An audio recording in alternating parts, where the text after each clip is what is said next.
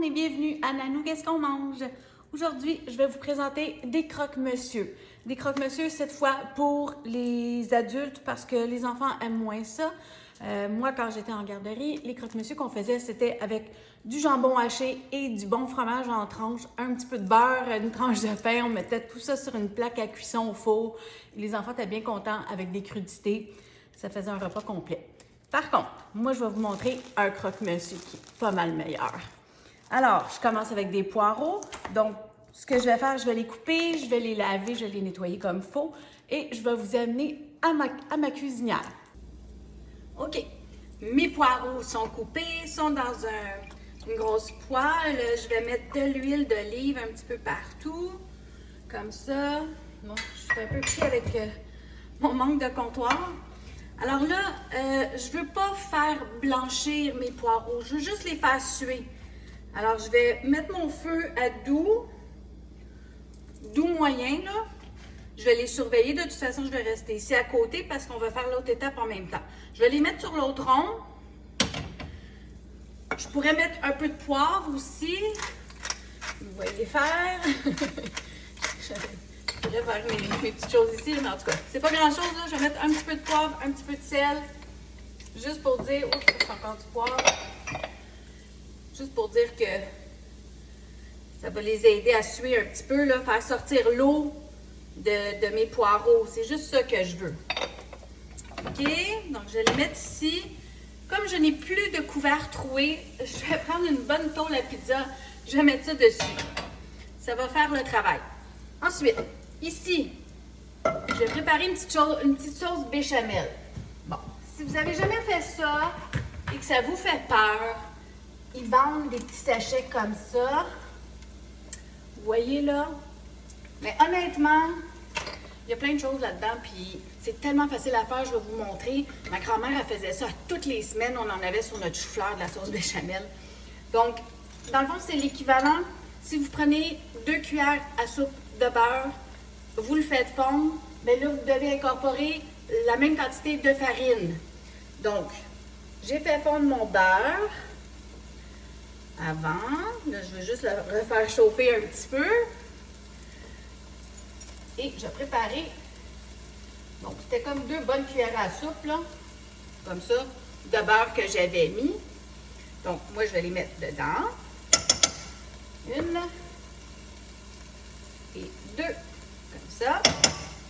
C'est vraiment pas compliqué, vous allez voir. Puis là, c'est juste qu'il faut rester à côté. Hein? Vous ne pouvez pas partir de votre cuisinière quand vous faites une petite béchamel, là. Donc, on fait juste fouetter comme ça pour bien incorporer la farine dans le beurre. Voilà, puis j'ai bien 1-2 secondes pour regarder mes poireaux. Je vais les brasser un peu. Ça commence à sentir bon. En passant, pour les gens qui ne connaissent pas ça, des poireaux, là, ben, c'est un gros oignon, comme une échalote. Puis oui, quand on les coupe, ça brûle les yeux. Donc, ça dépend, là, des fois les poireaux sont plus doux, mais ceux-ci étaient assez forts. Je vais vous dire que je me suis mouchée une couple de fois après. Alors, je vais remettre mon couvercle. Hop. Je vais les laisser tranquilles. Là, ça commence à être chaud, fait que je vais me sortir une tête. Bon, là, je voulais vous montrer, là.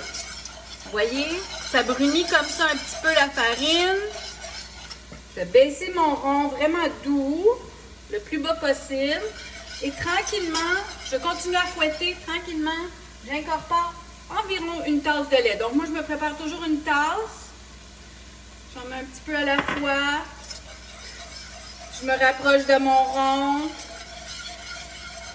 Comme ça. Je continue à en mettre. Je ne veux pas faire brûler mon beurre et ma farine, donc je ne suis pas à côté dessus, mais ma casserole elle reste chaude. Mais ça, là, c'est des trucs de grand-mère, là, honnêtement. Votre maman vous a peut-être montré à faire autrement, là. Moi, c'est comme ça qu'elle faisait. Là, mon fouet, il est très grand, là. Si j'avais un fouet un petit peu plus petit, ça ne revolerait pas autant, là, mais en tout cas, c'est vraiment pas grave. Alors, je continue. Vous voyez comment ça devient crémeux. Puis moi, je suis certaine que je vais la passer au complet. Comme ça. Hop, là. Et puis, Là, ben, elle est très liquide, fait que je vais la laisser s'épaissir un peu. Et c'est le temps maintenant, si je veux mettre du sel, du poivre. Je pourrais mettre de la poudre d'oignon, de la poudre d'ail dedans. Moi, je veux pas. Je veux une petite sauce béchamel de base. Donc, juste un peu de sel, un peu de poivre. Mon Dieu, j'ai bien de la misère. OK. C'est tout ce que je vais y mettre. Et je continue à la fouetter pour qu'elle devienne une belle sauce crémeuse et lisse. Donc, si elle n'est pas lisse, c'est que vous l'avez manqué. Vous avez trop brûlé votre beurre et votre farine. Donc, je vais juste vous montrer. Elle est épaisse. Donc, c'est une belle béchamel, ça. Et ça, c'est bon, là, sur vos légumes. Moi, c'est ça, ma grand-mère, elle mettait ça sur chou-fleur, brocoli. On en avait, là, à toutes les semaines. Puis, comme je vous dis, vous pouvez rajouter de la poudre d'ail dedans. Je suis certaine que sur Internet, vous trouveriez bien des recettes. Alors, je vais la retirer du rond, parce que je ne veux pas que ça continue, quoique ça ne chauffe pas tellement. Je vais apporter mes poireaux ici. Là, je vais être plus fine. Je vais me prendre une serviette. Bon. Alors, c'est en train de pas mal cuire, là. Mon rond, pourtant, il est à très bas.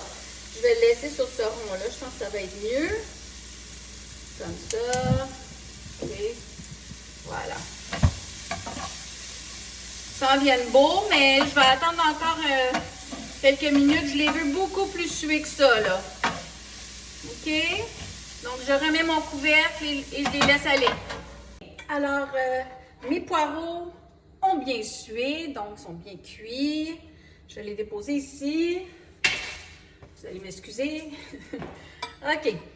Je vais prendre ma plaque à biscuits. Là, juste parce que j'ai commencé ici, je vais finir ici, là, sur ma cuisinière. Donc, j'ai une plaque à biscuits. Moi, bon, c'est que mon conjoint et moi aujourd'hui. Encore là, si j'avais eu des enfants, je les aurais pas fait comme ça, comme je vous ai dit. J'ai un beau pain italien comme ça, là. Italien d'épicerie. Donc, je vais placer environ, je pense que je vais en faire 6. Et même si on a des petits restants, c'est bon quand même. Voilà, on va mettre ça ici. OK. Donc, je commence avec ma béchamel. Voilà. Juste tasser ça un petit peu. Donc, c'est pas compliqué. Il s'agit de savoir et vous allez voir comment c'est bon. Donc, je mets environ une louche de sauce béchamel sur chaque tranche de pain. Comme ça. C'est pour ça que je vous dis, ça en fait à peu près 6 parce que je me fie à ma sauce. Les poireaux, s'il m'en reste, c'est pas grave, là. Je peux les manger dans d'autres choses. Voilà. Je vais l'étendre avec le dos de ma cuillère. Encore là, je fais ça vite, vite, vite pour vous, là. À la maison, prenez votre temps. Faites tout bien étendre. Comme ça. Bon. Voilà. OK. Ensuite, ça prend du fromage. Donc, moi, j'ai du provolone ici. C'est un restant que j'avais dans le congélateur. Alors, ce sont des petites tranches. Puis, comme il était gelé, bon, ils ont déchiré un petit peu. C'est pas grave. C'est tout bon. Ça va tout à la même place. Voilà. Donc, je mets mon fromage. Comme ça. Puis idéalement, si vous avez 2 sortes de fromage, c'est meilleur. Ensuite, je vais mettre du jambon. Alors ça, c'est du jambon que j'ai acheté en vente. C'est du jambon à sandwich. Alors c'est cuit, c'est de la charcuterie. Puis là, ben, je l'ai fait égoutter sur un Scott Towel parce que quand on le gèle puis qu'on le dégèle, il y a toujours de l'eau. Alors, je pense que je vais en avoir assez. Je mets environ là, 2 tranches par... Ah bon, j'ai mal calculé. Je vais en avoir une de trop. On va l'enlever. OK. Comme ça. Et là, je vais prendre mes poireaux. Donc, je m'en viens ici. C'est là, je vous dis. C'est tellement bon. Surtout si vous aimez ça, les poireaux, là. Vous pouvez en mettre comme vous voulez dessus. Moi, j'aime ça beaucoup. Alors, on va en mettre beaucoup. Je ne sais pas si vous le voyez bien. J'espère que oui. Hein? Comme ça. Là, on essaie de bien l'étendre en étendre tout partout. OK. J'exagère peut-être un peu dans mes poireaux, mais c'est tellement bon, je vous le dis. Ensuite, je reprends du pain, donc j'ai repris la tranche que j'avais trop. Je la mets par-dessus. Comme vous voyez, elle a de la béchamel, donc c'est la prochaine étape. Comme ça. Alors, je finis avec ma béchamel.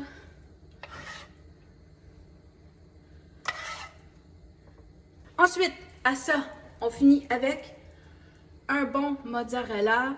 Celui-ci, c'est un fromage, dans le fond, c'est le fromage italien. Donc, je pense qu'il y a 3 fromages dedans. C'est ce que j'avais. Donc, mettez un fromage râpé. Si vous avez de la mozza, mettez ça. Voilà. Et on en met beaucoup parce que c'est bon. C'est tout. Je mets ça au four comme ça. Je l'ai à 350. Ça va être environ un 10-12 minutes. C'est pas long. Je vous vois tantôt. Bon, j'ai manqué ma vidéo avec ma finale de dégustation, mais il m'en reste 3 parce que j'ai servi mon conjoint. Alors, juste pour vous montrer, je vais m'en prendre un. Alors, je vais vous montrer comment ils sont beaux. Regardez tout le beau fromage. Voilà. Donc, les autres sont rendus ailleurs. Voilà. Puis, vous pouvez prendre un grand couteau pour le couper comme ça, là. Juste pour faire la première tranche. Mais je vous dis, vous allez devoir couper ça en bouchées parce que c'est quelque chose qui est pas mal salissant pour manger en sandwich comme ça. Mais en tout cas, si vous voulez le faire, vous pouvez toujours avec beaucoup de Scott Towel. Donc, juste pour vous montrer. Une belle bouchée, ce que ça a de l'air. Santé tout le monde! C'est délicieux!